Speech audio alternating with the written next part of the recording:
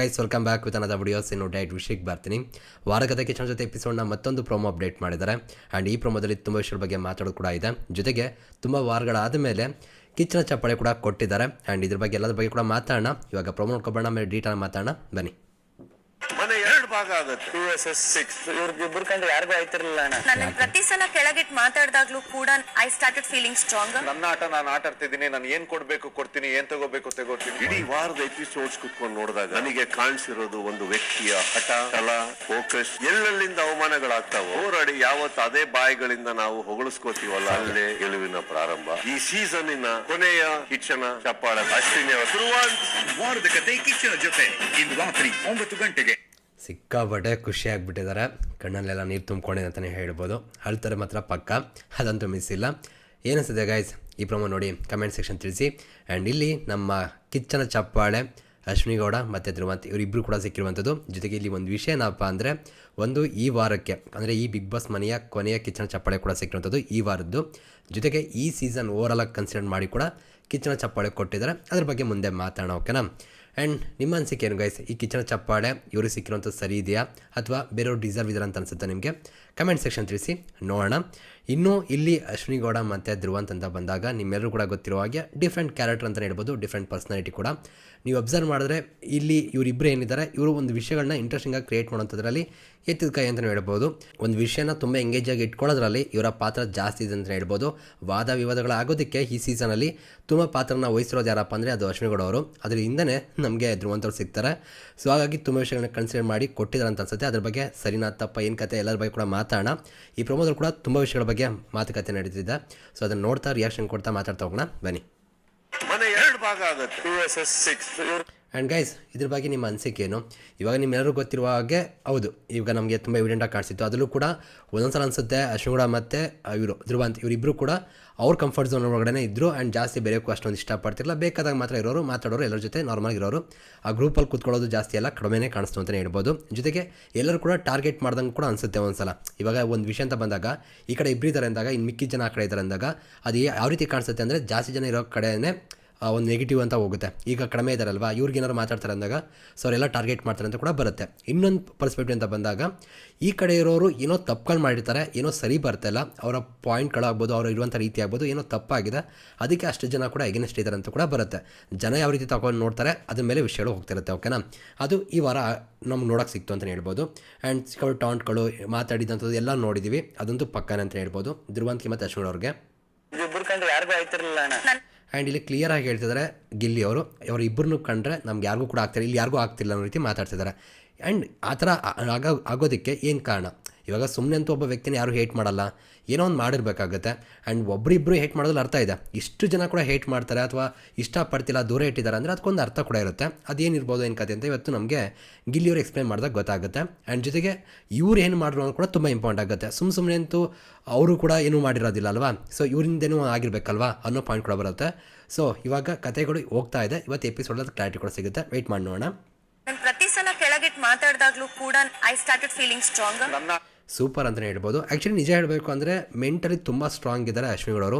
And ಇವಾಗ ಬದಲಾಗಿರೋಂಥ ರೀತಿ ಏನಿದೆ, ಇವಾಗ ಬದಲಾಗಿ ಅವ್ರು ಇರೋಂಥ ರೀತಿಗಳೇನಿದೆ ಅದು ಜನಕ್ಕೆ ತುಂಬ ಇಷ್ಟ ಆಗಿದೆ.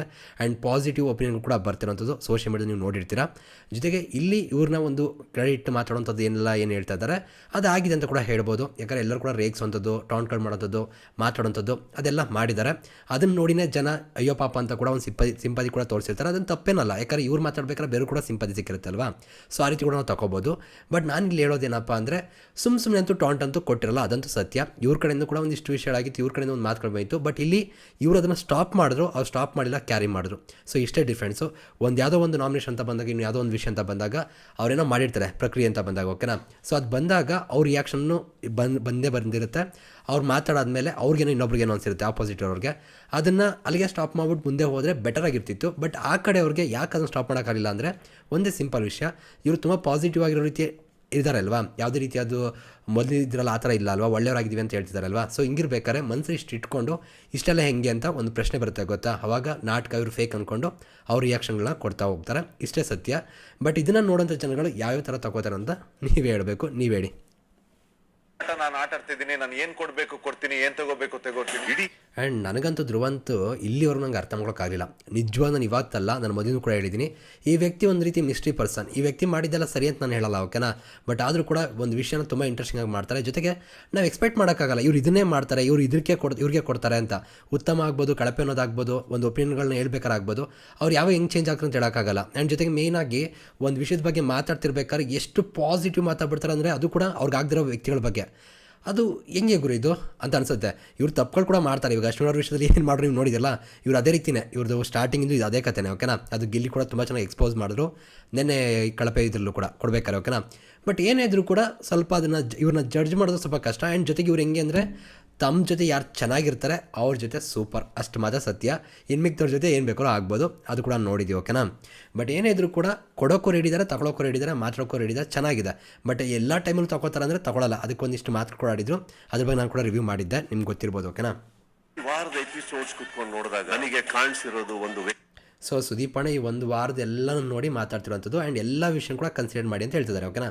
ಸೊ ಈ ಫೈಟು, ಈ ಅವ್ರಿಗೆ ತೋರಿಸಿದಂಥ ಒಂದು ಟಾಸ್ಕ್ ಆಡಿದಂಥ ರೀತಿಗಳು ಇವೆಲ್ಲನೂ ಹಠ, ಛಲ, ಫೋಕಸ್ ಎಲ್ಲೆಲ್ಲಿಂದ ಅವಮಾನಗಳಾಗ್ತಾವೋ ಹೋರಾಟ. ಆ್ಯಂಡ್ ಇದು ಮೇನ್ ಪಾಯಿಂಟ್ ಕೇಳಿಸ್ಕೊಡಿ. ಯಾವತ್ತು ಅದೇ ಬಾಯಿಗಳಿಂದ ನಾವು ಹೊಗಳಿಸ್ಕೋತೀವಲ್ಲ. ಸೊ ಇದು ಮೇನ್ ಪಾಯಿಂಟ್, ಓಕೆನಾ. ಇವಾಗ ನಮ್ಮನ್ನ ಎಲ್ಲರೂ ಕೂಡ ಯಾವುದೋ ಒಂದು ವಿಷಯಕ್ಕೆ ಏನೋ ಅಂತ ಇರ್ಬೋದು, ಓಕೆನಾ. ಆದರೂ ಕೂಡ ನಮಗೊಂದು ಅಪ್ರಿಷಿಯೇಷನ್ ಬರುತ್ತೆ ಗೊತ್ತಾ, ಹೊಗಳ್ತಾರೆ ಗೊತ್ತಾ, ಅಲ್ಲಿ ನಾವು ಗೆದ್ವಿ ಅಂತಲೇ ಹೇಳ್ಬೋದು. ಅದು ಕೂಡ ನಮ್ಮನ್ನು ಇಷ್ಟಪಡದೆ ಅಂತ ಇರೋರಂಥವ್ರು ಕೂಡ ನಮ್ಮ ಬಗ್ಗೆ ಒಳ್ಳೇದು ಮಾತಾಡ್ತಾರೆ, ನಮ್ಗೆ ಅಪ್ರಿಷಿಯೇಟ್ ಮಾಡ್ತಾರೆ ಅಂದರೆ ನಾವು ಗೆದ್ವಿ ಅಂತಲೇ ಅರ್ಥ. ಅದು ನೆನ್ನೆ ಉತ್ತಮ ಕೊಡಬೇಕಾದ್ರು ಕೂಡ ನಿಮ್ಗೆ ಕ್ಲಿಯರಾಗಿ ಗೊತ್ತಾಗಿರುತ್ತೆ ಅಲ್ಲಿ ಗೆದ್ದರು ಅಂತ. ಸೊ ಅದನ್ನು ಸರಿಯಾಗಿ ಸುದೀಪಣ್ಣ ಹೇಳ್ತಿದ್ದಾರೆ ಅಂತ ಕೂಡ ಅನಿಸುತ್ತೆ ನನಗೆ. ಗೆಲುವಿನ ಪ್ರಾರಂಭ ಈ ಸೀಸನ್ನಿನ ಕೊನೆಯ ಕಿಚ್ಚನ ಚಪ್ಪಾಳೆ. ಸೊ ಈ ಸೀಸನ್ನ ಕೊನೆಯ ಕಿಚ್ಚನ ಚಪ್ಪಾಳೆ. ಆ್ಯಂಡ್ ಇಲ್ಲಿ ಒಂದೇನಪ್ಪ ಅಂದರೆ ಗಿಲ್ಲಿ ಅವರು ಅಶ್ವಿನಿ ಗೌಡ ಅವ್ರ ಫೋಟೋ ತಗೋತಿದ್ದಾರೆ. ಇದು ಬೇರೆ ಸೀನ್ ಆಗಿದೆ ಎಪಿಸೋಡಲ್ಲಿ, ಇಂಟೆನ್ಷನ್ ಮಾಡಿಲ್ಲ, ಬಟ್ ಅದಾಗಿರುವಂಥದ್ದು. ಸೊ ಸುದೀಪಣ್ಣ ಹೇಳಿ ಕಳಿಸ್ತಾರಂತೆ. ಸೊ ಅದು ಒಂದು ಬಾಕ್ಸ್ ತಗೊಬರೋಕ್ಕೆ ಅಲ್ಲಿ ಗಿಲ್ಲಿ ಅವ್ರು ಹೋದಾಗ ಅಶ್ವಿನಿ ಅವ್ರು ಸಿಕ್ಕಿದೆ, ರಕ್ಷಿತ್ ಅವ್ರು ಹೋದಾಗ ಧ್ರುವಂತ್ ಅವ್ರು ಸಿಕ್ಕಿದೆ. ಸಕ್ಕತ್ತಾಗಿದೆ ಅಲ್ಲ ಇದೆಲ್ಲವೂ ಕೂಡ, ಎಲ್ಲ ಇದು ಅಷ್ಟೇ. ಅಶ್ವಿನಿ ಅವರು ವಾರದ ಕತೆ ಕಿಚ್ಚನ ಜೊತೆ ಇಂದು ರಾತ್ರಿ 9 ಗಂಟೆಗೆ. ಚೆನ್ನಾಗಿದೆ. ಏನಿಸ್ತು ಗೈಸ್ ಇದು ನೋಡಿ. ಹಾಂ, ಇವಾಗ ಏನು ಗೊತ್ತಾ ವಿಷಯ, ಇಲ್ಲಿ ರಕ್ಷಿತ್ ಅವ್ರ ಫೋಟೋ ಅಲ್ಲಿ ಸಿಕ್ಕಿದೆ, ಧ್ರುವಂತ್ ಅವರು ಅಂತ ಗೊತ್ತಾಗಿದೆ. ಅವ್ರಿಗೂ ತುಂಬ ಖುಷಿ ಆಗ್ತಿದ್ದಾರೆ, ಅಶ್ವಿನಿ ಕೂಡ ತುಂಬ ಖುಷಿಯಾಗಿದ್ದಾರೆ. ಅವರ ಆಸೆ ಕೂಡ ಆಗಿತ್ತು ತೊಗೋಬೇಕು ಅಂತ, ಅದೆಲ್ಲ ಕೂಡ ನಾವು ಕೂಡ ನೋಡಿದ್ವಿ. ಫೈನಲ್ ಸಿಕ್ಕಿದೆ, ಹ್ಯಾಪಿನೇ ನಾನು ಕೂಡ. ಬಟ್ ಇಲ್ಲಿ ಒಂದು ವಿಷಯ ಇದೆ, ಏನಪ್ಪ ಅಂದರೆ ಇಲ್ಲಿ ಅಶ್ವಿನಿ ಗೌಡ ಅವ್ರಿಗೆ ಈ ವಾರಕ್ಕಿಂತ ಕೊಟ್ಟಿದ್ದಾರೆ. ಇಲ್ಲಿ ಒಂದು ಪ್ರಶ್ನೆ ಅಂತ ಬಂದೇ ಬರುತ್ತೆ. ಇವಾಗ ಇವ್ರು ಹಾಕಿದಂಥ ಎಫರ್ಟ್ಗೆ ಇಷ್ಟೆಲ್ಲ ಅಪ್ರಿಷಿಯೇಷನ್ ಸಿಗ್ತಿದೆ ಅಂದಾಗ, ಕಿಚ್ಚನ ಚಪ್ಪಾಳೆ ಸಿಗ್ತಿದೆ ಅಂದಾಗ, ಹೋದ ವಾರ ಎಲ್ಲ ರಾಶಿಕಾ ಶೆಟ್ಟಿ ಅವರು ಅಷ್ಟೆಲ್ಲ ಎಫರ್ಟ್ ಹಾಕಿ ಒಂದು ಚಿಕ್ಕ ತಪ್ಪಾಗಿತ್ತು, ಇವ್ರ ಕಡೆ ಕೂಡ ತಪ್ಪಳಾಗಿದೆ. ಆದರೆ ಅವ್ರಿಗೆ ಯಾಕೆ ಅಪ್ರಿಷಿಯೇಷನ್ ಸಿಗಲಿಲ್ಲ, ಯಾಕೆ ಅವ್ರಿಗೆ ಹೈಪ್ ಸಿಗಲಿಲ್ಲ, ಜೊತೆಗೆ ಕಿಚ್ಚನ ಚಪ್ಪಾಳೆ ಹಾಕಿಲ್ಲ, ನನಗಂತೂ ಅರ್ಥ ಆಗಿಲ್ಲ. ಸೊ ಆ ವಾರ ಅಂತೂ ಸಕ್ಕತ್ತಾಗಿ ರಾಶಿಕಾ ಶೆಟ್ಟಿ ಅವರು ಆಟ ಆಡಿದರು, ಸಖತ್ತಾಗಿ ಎಫರ್ಟ್ ಹಾಕಿದ್ರು, ಛಲವಾಗಿ ತಗೊಂಡು ಎಲ್ಲನೂ ಚೆನ್ನಾಗಿ ಮಾಡಿದರು. ಬಟ್ ಅವರು ಮಾತ್ರ ಯಾಕಿಲ್ಲ, ಇವ್ರಿಗೆ ಹೆಂಗೆ ಕೊಟ್ಟರು ಅನ್ನೋದು ಬಂದೇ ಬರುತ್ತೆ ಇವಾಗ. ಅದಕ್ಕೆ ಜನಗಳು ಯಾವ ಥರ ತಗೋತಾರೆ, ಯಾವ ಥರ ಕ್ವಶನ್ ಮಾಡ್ತಾರೆ ಅಂತ ನೋಡೋಣ, ವೆಯ್ಟ್ ಮಾಡೋಣ, ಓಕೆನಾ. ಬಟ್ ಇಲ್ಲಿ ಏನಪ್ಪ ಅಂದರೆ ಅಶ್ವಿನಿ ಅವ್ರ ಕಡೆಯಿಂದ, ಅಂದರೆ ಇವಾಗ ನಾನು ನೋಡಿದ ಹಾಗೆ ಅಶ್ವಿನಿ ಅವ್ರ ಕಡೆಯಿಂದ ಜೆನ್ನಾಗಿ ಬದಲಾಗಬೇಕು, ಒಳ್ಳೆ ರೀತಿ ಇರಬೇಕು. ಅವ್ರು ನಾಟಕ ಮಾಡ್ತಾರೆ ಅಂತ ತುಂಬ ಜನ ಹೇಳ್ಬೋದು, ಅದು ಬೇರೆ ಕತೆ, ಓಕೆನಾ. ಆ್ಯಂಡ್ ಇಲ್ಲಿ ಒಂದಂತೂ ಹೇಳ್ತೀನಿ, ಅರ್ಥ ಮಾಡ್ಕೊಡ್ರಿ. ಇವಾಗ ಸ್ಟಾರ್ಟಿಂಗ್ ಅವ್ರು ತಪ್ಪು ಮಾಡಿದ್ರು ಅಂತ ಗೊತ್ತಿತ್ತು, ಅದಕ್ಕೆ ಇವಾಗ ಅವ್ರು ಬದಲಾಗಿರೋದು ನಾಟಕ ಅಂತ ಅನಿಸ್ಬೋದು, ಓಕೆನಾ. ಕೆಲವು ವಿಷಯದಲ್ಲಿ ಅವರು ಪ್ರೂವ್ ಮಾಡೋಕೆ ಹೋಗ್ತಾರೆ, ನಾನು ಕೂಡ ಎಕ್ಸ್ಪ್ಲೇನ್ ಮಾಡಿದ್ದೀನಿ, ಅವರು ಪ್ರೂವ್ ಮಾಡೋಕೆ ಹೋಗ್ತಿದ್ದಾರೆ ಒಳ್ಳೆಯವರು ಅಂತ. ಬಟ್ ಅದು ಮಾಡೋದು ಬಿಟ್ಬಿಟ್ಟು ಅವರು ತಪ್ಪು ಮಾಡಿದ್ರೆ ಸಾಕು, ಅವರೆಲ್ಲರಿಗೂ ಕೂಡ ಒಳ್ಳೆಯವ್ರು ಆಗ್ತಾರೆ ಅಂತ. ಬಟ್ ಅದರಲ್ಲಿ ಒಂದು ತಪ್ಪು ಆಗ್ತದೆ, ಇಲ್ಲ ಅಂತಲ್ಲ. ಬಟ್ ಆದರೂ ಕೂಡ ಒಳ್ಳೆತನ ಇರಬೇಕು ಅಂತ ಅಂದ್ಕೊಳ್ಳೋದೇ ಒಳ್ಳೆತನ ಅಲ್ವಾ, ಅದನ್ನು ಮಾಡ್ತಿದ್ದಾರೆ. ಒಳ್ಳೆ ರೀತಿ ಈ ಸೀಸನ್ ಮುಗಿಸ್ಬೇಕು ಅನ್ನೋದು ಅವರ ಒಂದು ತಲೆಯಿರುವಂಥದ್ದು ವಿಷಯ. ಆ್ಯಂಡ್ ಜೊತೆಗೆ ತುಂಬ ನೆಗೆಟಿವ್ ಆಗಿದೆ ಅಂತ ಗೊತ್ತಾಗಿದೆ ಆಡಿಯೋ ಕೇಳಿದ ಮೇಲೆ. ಸೊ ಅದೊಂದು ಇವಾಗ ಸರಿ ಮಾಡ್ಕೊಂಡು ಹೋಗ್ಬೇಕು ಅನ್ನೋದು ಅವ್ರ ತಲೆಯಲ್ಲಿದೆ, ಅದಕ್ಕೋಸ್ಕರ ಪ್ರಯತ್ನ ಪಡ್ತಿದ್ದಾರೆ. ಅಲ್ಲೂ ಕೂಡ ಸುಮಾರು ಜನ ಅಲ್ಲಿ ಕೆಣ್ಕೋದೆಲ್ಲ ಆಗ್ತಿದೆ. ಆದರೂ ಕೂಡ ಆಗೊಂದಿಷ್ಟು ರಿಯಾಕ್ಷನ್ ಆದಮೇಲೆ ತಿರ್ಗಿ ಅವ್ರು ನಾರ್ಮಲ್ ಆಗ್ತಿದ್ದಾರೆ, ಅವ್ರ ಕಂಟ್ರೋಲ್ ಅವ್ರು ಇದ್ದಾರೆ ಅಂತ ಅನಿಸುತ್ತೆ. ಸೊ ಇವೆಲ್ಲ ನೋಡಿದಾಗ, ಮತ್ತು ಅವರು ಏಜ್ ಅಂತ ನೋಡಿದಾಗ, ಅವ್ರು ಫೈಟ್ ಕೊಡ್ತಿರೋಂಥ ರೀತಿ ನೋಡಿದಾಗ ನಿಜವೂ ತುಂಬ ಖುಷಿ ಆಗುತ್ತೆ. ಯಾಕಂದರೆ ಅವ್ರ ಟಾಸ್ಕ್ಗಳು ಕೂಡ ತುಂಬ ಚೆನ್ನಾಗಿ ಆಟ ಆಡ್ತಿದ್ದಾರೆ. ಫೈಟ್ ಇದೆ ಇವತ್ತಿನ ಅಂತಲ್ಲ, ಮೊದಲಿನ ಕೂಡ ಟಾಸ್ಕ್ ತುಂಬ ಚೆನ್ನಾಗಿ ಆಡ್ತಿದ್ರು. ಇವ್ರಿಗೆ ಕಿಚ್ಚನ ಚಪ್ಪಾಳೆ ಯಾಕೆ ಮುಂದೆ ಹೋಗ್ತಿತ್ತು ಅಂದರೆ, ಮೇ ಬಿ ಇವರು ಇರುವಂಥ ರೀತಿ, ಬಳಸೋಂಥ ಪದಗಳು, ಆಟ ಆಡಿದಂಥ ರೀತಿ ತುಂಬ ಅಸಹ್ಯವಾಗಿತ್ತು ಮೊದಲು ಸ್ಟಾರ್ಟಿಂಗು. ಆವಾಗ ನಿಜ ಹೇಳ್ತಿಲ್ಲ, ಯಾವ ಸೀಸನ್ ಕೂಡ ಯಾವುದೇ ಹೆಣ್ಮಗಳು ಕೂಡ ಅಷ್ಟೊಂದು ಏಟ್ ಬರ್ತಾ ಇಲ್ಲ, ಆ ಲೆವೆಲ್ಗಿತ್ತು. ಬಟ್ ಇವಾಗ ಬದಲಾವಣೆಗೆ ಜನ ಅಪ್ರಿಷಿಯೇಟ್ ಮಾಡ್ತಿದ್ದಾರೆ, ಖುಷಿ ಕೂಡ ಪಡ್ತಾರೆ, ಸಪೋರ್ಟ್ ಕೂಡ ಮಾಡ್ತಿದ್ದಾರೆ. ಸೊ ಇವಾಗ ಅವ್ರಿಗೆ ಇದು ಕಿಚ್ಚನ ಚಪ್ಪಾಳೆ ಸಿಕ್ಕಿದ್ದು ತಪ್ಪು ಅಂತ ಅನಿಸ್ತಿಲ್ಲ. ಆದರೆ ನನಗೆ ಬೇಜಾರಾಗಿದ್ದೇನೆಂದರೆ ಧ್ರುವಂತ್ ಅವ್ರಿಗೆ ಅದು ಕೂಡ ಈ ಸೀಸನ್ ಓವರ್ ಆಲ್ ಸೇರ್ಸ್ ಕೊಟ್ಟಿದ್ದಾರೆ ಅಂತ ಹೇಳ್ತಿದ್ದಾರೆ. ಅದು ಇಲ್ಲಿ ಮೆನ್ಷನ್ ಆಗಿಲ್ಲ.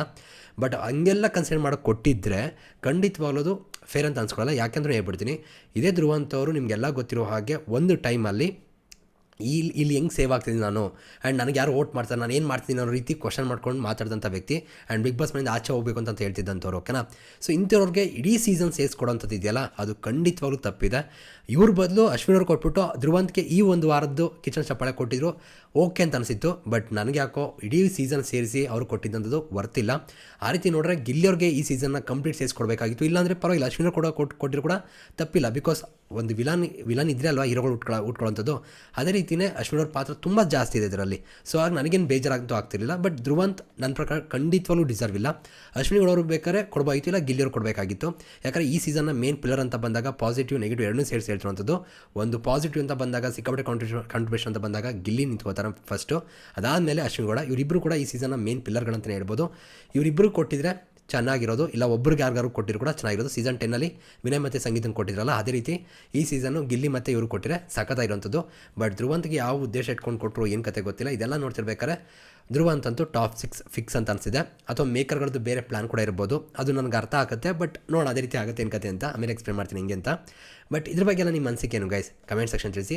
ನನ್ನ ಪ್ರಕಾರ ಧ್ರುವಂತ್ಗೆ ಈ ವಾರದ ಕಿಚನ್ ಚಪ್ಪಾಳೆ ಕೊಟ್ಬಿಟ್ಟು ಅಶ್ವಿನ್ ಅವ್ರಿಗೆ ಓವರ್ ಸೀಸನ್ ಕೊಟ್ಟಿದ್ರು ಓಕೆ ಆಗ್ತಿತ್ತು.